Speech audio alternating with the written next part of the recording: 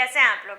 अभी आपसे ये नहीं पूछना चाहिए कि कैसे हो आप लोग, अभी आपसे ये पूछना चाहिए कि कैसे चल रही है आपकी शादियों की सीज़न। क्योंकि जैसे कि व्यूज़ देखने के लिए मिल रहे हैं, व्यूज़ बहुत ही ज़्यादा कम आ रहे हैं, तो सारे के सारे बच्चे हैं वो कहाँ लगे हुए हैं, शादियों में लगे हुए हैं, शादी एंजॉय कर रहे हैं, मस्त खाना मस्ती करना सारा। बोर्ड एग्ज़ाम की टेंशन है नहीं, स्कूल खुल नहीं रहे, एग्ज़ाम डेट का कुछ अता पता है नहीं, ठीक है। तो मतलब राजस्थान बोर्ड का कोई भरोसा मत कीजिए, अचानक से कभी भी बोर्ड एग्ज़ाम है वो करवाए जा सकते हैं, क्योंकि आपका सिलेबस है वो रिड्यूस कर दिया गया है। तो रिड्यूस किया है तो मे भी जो 5 मार्च वाली जो फेक न्यूज़ आई थी, तो उसके साथ में एग्ज़ाम होने की भी चांसेस हो सकते हैं। तो आप लोग इस बात को थोड़ा सा सीरियस लें, आपके बोर्ड एग्ज़ाम को बोर्ड एग्ज़ाम की तरह ही रखें। ऐसे नहीं कि भाई अभी तो फॉर्म भरे जा रहे हैं, आराम से प्रैक्टिकल्स होंगे, आराम से एग्ज़ाम्स होंगे, तो हम लोग हमारी लाइफ में वो एकदम चिल करके मस्ती से जी रहे हैं, ठीक है। थोड़ा सा सीरियस रहें अपने पढ़ाई को लेके भी। शादियाँ वादियाँ इस साल भी है, अगले साल भी इसी टाइप से चलता रहेगा। तो यहाँ हम लोग बात कर रहे थे प्लांट फिजियोलॉजी में। तो प्लांट फिजियोलॉजी में हमारा जो टॉपिक चल रहा था वो चल रहा था एंजाइम। तो एंजाइम के बारे में हम लोग ने एंजाइम की स्ट्रक्चर देखी, एंजाइम की हिस्ट्री के बारे में डिस्कशन किया। अब हम लोग बात करने वाले हैं मैकेनिज्म ऑफ एंजाइम के बारे में। तो यहाँ पे आप देखिए मैकेनिज्म ऑफ एंजाइम एक्टिविटी। तो मैकेनिज्म ऑफ एंजाइम एक्टिविटी में आपको 3 टाइप के मैकेनिज्म दे रखी है, ठीक है। उन 3 टाइप के मैकेनिज्म में भी एक जो थ्योरी होती है लॉक एंड की थ्योरी, ठीक है। तो वो मोस्ट इंपॉर्टेंट है, सबसे ज़्यादा एग्जाम में वही पूछी जाती है। लेकिन उन थ्योरीज को पढ़ने से पहले कुछ ऐसे वर्ड्स हैं जैसे एंजाइम है, एंजाइम किस तरह से फंक्शन कर रहा है, सबस्ट्रेट क्या है, प्रोडक्ट किस टाइप से एंजाइम है वो बनाता है, एंजाइम का वर्क कितना होता है, एंजाइम कितने अमाउंट में चाहिए होता है, तो एंजाइम बनते कहाँ हैं। तो मतलब इस टाइप से बहुत सारे क्वेश्चन है वो आपके दिमाग में चल रहे होंगे, उन्हीं का जो सॉल्यूशन है वो इस वीडियो में मैं आपको देने वाली हूँ। तो यहाँ पे आप देखिए सबसे पहले मैंने ये लिखा है कि enzyme are required in very small amount, मतलब कि एंजाइम है वो बहुत ही कम मात्रा में रिक्वायर्ड होते हैं। उनकी मात्रा ऐसे नहीं कि बहुत ज़्यादा उस मात्रा में उसको चाहिए, बहुत ही कम अमाउंट में ये रिक्वायर्ड होते हैं। These reduce the amount of activation energy. Activation energy हम लोग बोले कि एंजाइम की ज़रूरत होती है, हमारी बॉडी में बायोकेमिकल रिएक्शंस हो रहे हैं, उन बायोकेमिकल रिएक्शंस के लिए एंजाइम है वो एसेंशियल होता है, ठीक है, ये बात तो समझ में आती है। लेकिन एंजाइम नहीं प्रेजेंट हो तो उस कंडीशन में भी क्या होता है, यहाँ रिएक्शन तो होनी है लेकिन उसमें जो एनर्जी है उसकी रिक्वायरमेंट बहुत ज़्यादा रहेगी, ठीक है। आपको मैं यहाँ पे रिड्यूस एक्टिवेशन एनर्जी की एक थ्योरी पढ़ाने वाली हूँ इसी वीडियो में। तो वहाँ आप देखेंगे कि एंजाइम के बिना भी प्रोडक्ट का फॉर्मेशन होता है, लेकिन वो प्रोडक्ट है उसमें एक्टिवेशन एनर्जी खूब सारी चाहिएगी। और एंजाइम क्या करता है, एक्टिवेशन एनर्जी के अमाउंट को रिड्यूस करने का काम करता है। जो एनर्जी कोई भी केमिकल रिएक्शन है उसको स्टार्ट करने के लिए चाहिए होती है। तो आपके यहाँ पे 2 क्वेश्चन हो गए कि एंजाइम है वो काम क्या कर रहा है, वो डायरेक्टली और इनडायरेक्टली है वो बायोकेमिकल रिएक्शन में फंक्शन करेगा, ठीक है। वो एक्टिवेशन एनर्जी को रिड्यूस करने का काम करेगा, बहुत ही कम अमाउंट में चाहिए होता है, ठीक है। उसके बाद हम बात करते हैं साइट ऑफ एंजाइम एक्शन।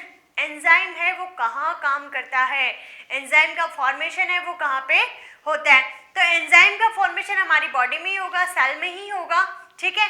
कुछ होते हैं जो सेल के बाहर फंक्शन करते हैं, कुछ होते हैं सेल के अंदर फंक्शन करते हैं। मतलब हमारे 70% एंजाइम है वो हमारे कहाँ पाए जाते हैं, माइटोकॉन्ड्रिया ऑफ सेल। सेल के माइटोकॉन्ड्रिया में 70% एंजाइम्स है वो प्रेजेंट होते हैं, ठीक है। और इसके बेस पे यहाँ पे 2 टाइप्स में इसको डिवाइड किया हुआ है, intracellular, extra cellular, endo enzyme और एक्सो एंजाइम। एंडो एंजाइम बोलते हैं, आपको समझ में आ गया होगा कि यहाँ पे क्या है, ये सेल के अंदर की तरफ, एंडो का मीन्स क्या होता है अंदर, तो वर्क इनसाइड द सेल। और यहाँ पे जो एक्सोसेलुलर लिखा है तो ये work outside the cell, cell के आउटसाइड में वर्क करते हैं, जहाँ बनते हैं वहाँ काम नहीं आते, बाहर जाके ये काम करते हैं, ठीक है। तो यहाँ पे देखिए जो डाइजेस्टिव एंजाइम जैसे पेप्सिन, ट्रिप्सिन वगैरह होते हैं, ये सब क्या काम करेंगे, एक्सोसेलुलर, एक्सो एंजाइम के फॉर्म में। और यहाँ पे हम रेस्पिरेटरी एंजाइम की बात करें, हेक्सोकाइनेज वो क्या करेगा, सेल के अंदर फंक्शन करेगा, ठीक है। तो इतनी बात समझने के बाद में आपको जो मेन मैकेनिज्म पढ़नी है, मेन मैकेनिज्म में आप एक्टिवेशन एनर्जी वाला और जो एंजाइम सबस्ट्रेट कॉम्प्लेक्स है वो पढ़ने वाले हैं। तो उसमें सबसे पहले मैं आपको एक्सप्लेन करती हूँ ESC, इसकी फुल फॉर्म भी आपको ध्यान में रखनी है, एंजाइम सबस्ट्रेट कॉम्प्लेक्स। तो इसमें क्या होता है, एंजाइम सबस्ट्रेट कॉम्प्लेक्स है, उसमें कहा हुआ है कि एक अनस्टेबल प्रोडक्ट बनता है, ठीक है। अनस्टेबल प्रोडक्ट किस टाइप से बनेगा, आप लोग यहाँ पे सबसे पहले डायग्राम देखिए कि यहाँ पे एक स्ट्रक्चर मैंने बना रखी है, तो वो स्ट्रक्चर किसकी है, एंजाइम की है। और यहाँ पे मैंने एक स्ट्रक्चर बना रखी है, वो क्या है, सबस्ट्रेट, ठीक है।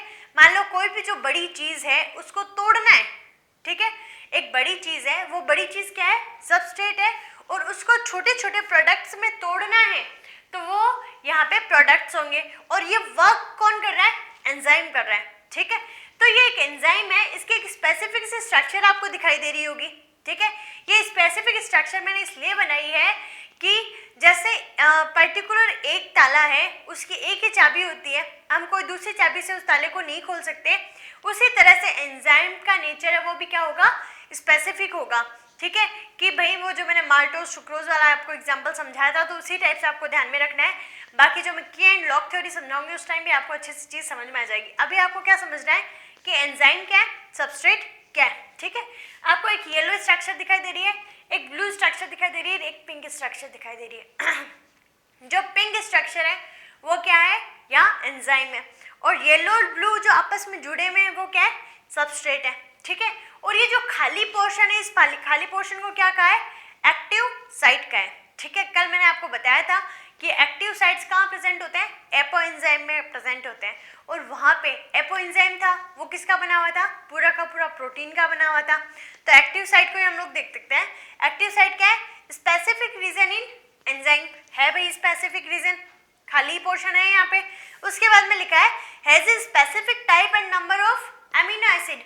हम बोलते हैं कि एपो एंजाइम है, एपो एंजाइम प्रोटीन का बना हुआ है, और प्रोटीन की स्ट्रक्चर किससे बनती है, अमीनो एसिड से बनती है। 20 टाइप्स ऑफ अमीनो एसिड्स होते हैं, वो एक लंबी सी पॉलीपेप्टाइड चेन बनाते हैं, उस पॉलीपेप्टाइड चेन को क्या कहा जाता है, प्रोटीन कहा जाता है। तो ये जो प्रोटीन चेन है, प्रोटीन चेन में अमीनो एसिड्स है, वो एक स्पेसिफिक पोर्शन बना रहे हैं, स्पेसिफिक जगह बना रहे हैं, उस जगह को यहाँ पे किसी भी शेप की हो सकती है, जरूरी नहीं है मैंने ये शेप बनाई है तो यही शेप होगी एंजाइम की, ठीक है।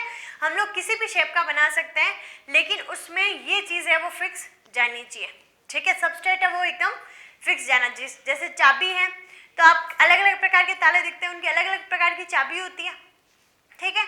तो सेम है ना, बात है वो यहाँ पे लागू होने वाली है। तो आप लोग यहाँ सबस्ट्रेट, एक्टिव साइट और एंजाइम वो समझ गए होंगे। ये दोनों चीजें मिलके यहाँ पे क्या बनाती है, एंजाइम सबस्ट्रेट कॉम्प्लेक्स बनाती है। मिक्स हो गई ये सारी चीजें, जो एक्टिव साइट थी उसमें सबस्ट्रेट पूरा का पूरा फिक्स हुआ दिख रहा है, इसको क्या कहते हैं, एंजाइम सबस्ट्रेट कॉम्प्लेक्स कहते हैं, क्लियर। अब ये एंजाइम सबस्ट्रेट कॉम्प्लेक्स है वो क्या है, शॉर्ट लिव्ड है, बहुत ही कम समय के लिए रहेगा, ठीक है। और जो भी इसको कैटालिस्टिक एक्टिविटीज करनी है वो ये फास्टली करके प्रोडक्ट को तोड़ देगा। अब कैसे तोड़ेगा देखेंगे। और ये अनस्टेबल है, अनस्टेबल का मतलब इसको हम लोग ऐसे नहीं है कि भाई एंजाइम है वो अपने इसको पूरा देर सबस्ट्रेट को है वो पकड़े रहेगा, ठीक है।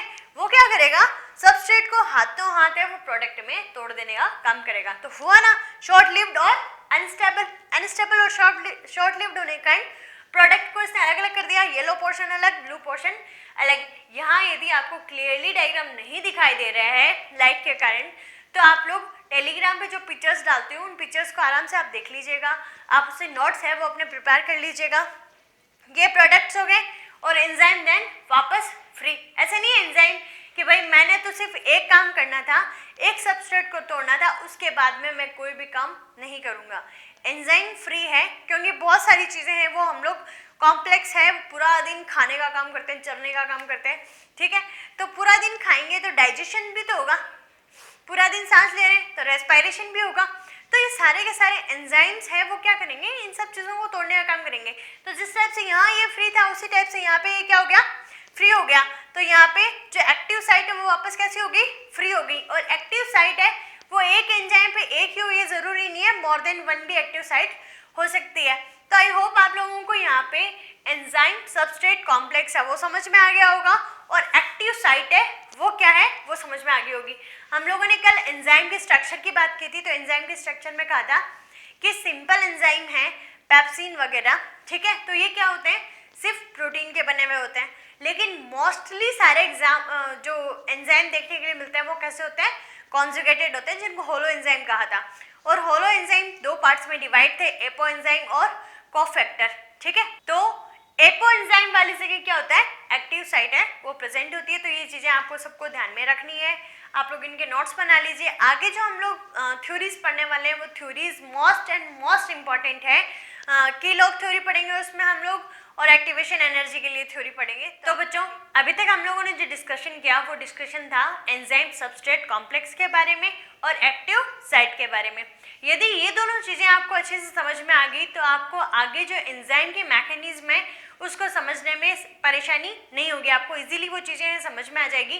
तो यहाँ आपको ये तीन थ्योरीज दिखाई दे रही होगी, ये तीन थ्योरीज हैं, ये यहाँ पे मैकेनिज्म समझाएगी एंजाइम की।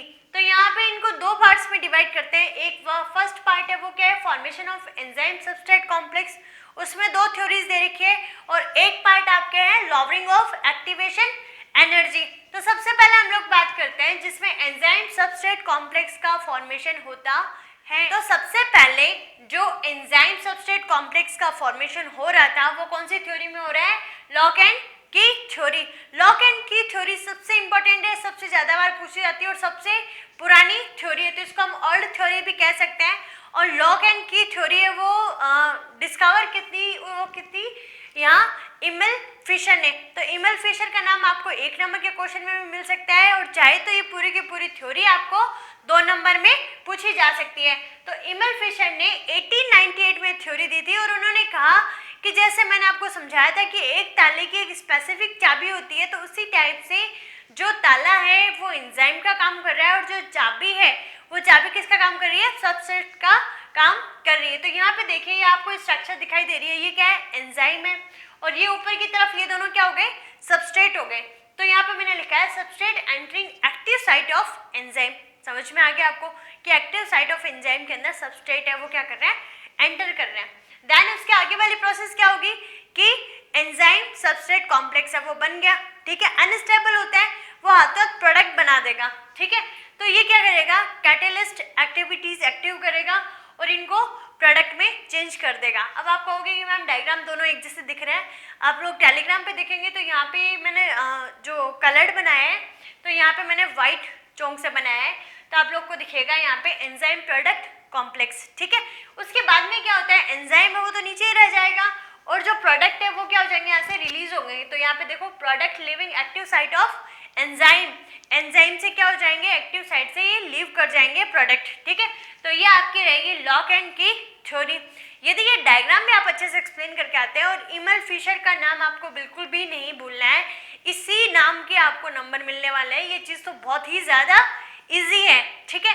तो आपको ये चीज़ यहाँ पे एक्सप्लेन करनी है। उसके बाद में हम बात करें इंड्यूस्ड फिट मॉडल थ्योरी।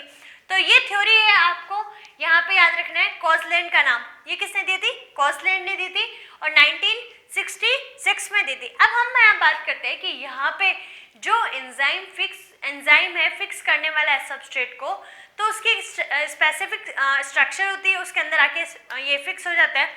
लेकिन यहाँ पे कॉजलैंड ने क्या कहा कि यदि स्पेसिफिक है एंजाइम तो वो अपनी शेप है वो चेंज कर लेगा, किसके अकॉर्डिंग, सबस्ट्रेट के अकॉर्डिंग। तो यहाँ पे इन्होंने कहा कि एंजाइम चाहे किसी भी स्ट्रक्चर का हो, उसका जो ये एक्टिव साइट की सरफेस रहेगी वो कैसी रहेगी, फ्लेक्सिबल रहेगी, रिजिड नहीं होगी। फ्लेक्सिबल होगी तो जैसे ही एंजाइम आएगा तो वो अपनी स्ट्रक्चर है वो मेंटेन कर लेगा। तो यहाँ पे देखो एंजाइम सबस्ट्रेट, ये क्या हो गया, enzyme substrate complex, then enzyme free है और प्रोडक्ट है वो वापस फ्री हो गए। तो यहाँ पे आपको सिर्फ इतना ध्यान में रखना है, कॉजलैंड का नाम याद रखना है, और आपको ध्यान में रखना है एक्टिव साइड है वो कैसी होगी, यहाँ पे फ्लेक्सिबल होगी, और सबस्ट्रेट के अकॉर्डिंग अपनी साइज है वो चेंज कर लेगी। तो इस टाइप से आपको ये दो थ्योरीज ध्यान में रखनी है। लॉक एंड की थ्योरी है वो इमल फिशर ने दी, और जो इंड्यूस्ड फिट मॉडल थ्योरी है वो किसने दी, कॉजलैंड ने दी। तो ये आपको दोनों के दोनों डायग्राम आपकी नोटबुक में ड्रॉ करना है। उसके बाद में जो सबसे इंपॉर्टेंट और रहती है वो रहती है हमारे लॉवरिंग ऑफ एक्टिवेशन एनर्जी। हम लोगों ने बात की कि एंजाइम है, एंजाइम क्या काम कर रहा है, रिड्यूस करने का काम कर रहा है, किसको, एक्टिवेशन एनर्जी को। अब किस टाइप से रिड्यूस करता है वो देखिए, ये एक्स एक्सिस हो गया, ये वाई एक्सिस हो गया। यहाँ पे progress of reaction, progress of reaction क्या होता है कि कोई भी सबस्ट्रेट एंजाइम के साथ मिलके क्या बनाता है, प्रोडक्ट बनाता है। ये इसकी क्या है, प्रोग्रेस है, ठीक है। फिर ये पोटेंशियल एनर्जी, हम बोलते हैं कि all chemical components required input of a certain amount of energy, एक सर्टेन अमाउंट में एनर्जी है वो यहाँ रिक्वायर्ड होती है for initiating a chemical reaction. किसी भी केमिकल रिएक्शन को स्टार्ट करने से पहले एक यहाँ पे सर्टेन अमाउंट में एनर्जी है वो रिक्वायर होती है। उस एनर्जी को क्या कहा जाता है यहाँ पे, एक्टिवेशन एनर्जी। अब ये एक्टिवेशन एनर्जी, मैंने कहा था कि एंजाइम प्रेजेंट नहीं होता उसके बावजूद भी एक्टिवेशन एनर्जी के थ्रू जो सबस्ट्रेट है वो प्रोडक्ट में कन्वर्ट होता है। लेकिन यदि एंजाइम डाल दे तो उस टाइम उसकी एक्टिवेशन एनर्जी क्या हो जाएगी, रिड्यूस हो जाएगी। तो आपको यहाँ पे डायग्राम में वो समझ में आ गया होगा मेरे समझाने से ही कि यहाँ पे सबस्ट्रेट है, ठीक है, ये पोटेंशियल एनर्जी का ग्राफ है। तो यहाँ पे देखिए कि सबसे पहले मैंने जो पिंक कलर में ड्रॉ किया है यहाँ पे पीछे तक जाके, ये क्या है, यहाँ प्रोडक्ट है। तो सबस्ट्रेट है, यहाँ प्रोडक्ट में बन रहा है। Activation energy without enzyme, enzyme के विदाउट यदि एक्टिवेशन एनर्जी काम कर रही है तो ये कहाँ काम करेगी, बहुत ही ज़्यादा पोटेंशियल एनर्जी के साथ में काम करेगी। लेकिन यहाँ पे क्या होता है कि जब एक्टिवेशन एनर्जी यहाँ पे हम लोग एंजाइम के साथ में देखते हैं तो ये क्या हो जाती है, रिड्यूस हो जाती है, मतलब बहुत फास्ट रिएक्शन हो जाती है और एनर्जी के अमाउंट भी क्या चाहिए हमें उस टाइम, बहुत ही कम चाहिए। अप्रोक्सीमेटली 65% एनर्जी है वो क्या हो जाती है, रिड्यूस हो जाती है। तो इस टाइप से लॉक-इन की थ्योरी और यहाँ पे एक्टिवेशन एनर्जी का जो लॉरिंग मेथड है वो आपको 2-2 नंबर के क्वेश्चन में भी देखने के लिए मिल सकता है। ये आपसे ग्राफ भी पूछ सकते हैं और उसी के साथ में यहाँ पे ये इमल फिशर का नाम है वो भी आपको इम्पोर्टेंटली याद रखना है, क्योंकि इसको आपके बुक से भी हटाया नहीं गया। बुकनर, सुमनर, इनके नाम तो फिर भी हटा दिए गए हैं तो शायद नहीं पूछे, लेकिन यहाँ पे ये नाम इमल फिशर आपको बहुत अच्छे से ध्यान में रखना है। तो आप लोग ये तीनों साइड्स देख लीजिए। देन हमारा एक ही टॉपिक यहाँ पे एंजाइम में बाकी रहता है, वो है नॉमेनक्लेचर। तो नॉमेनक्लेचर हम लोग नेक्स्ट वीडियो में पढ़ लेंगे। खुश रहिए, मुस्कुराते रहिए और घर पे सुरक्षित रहिए। Thank you.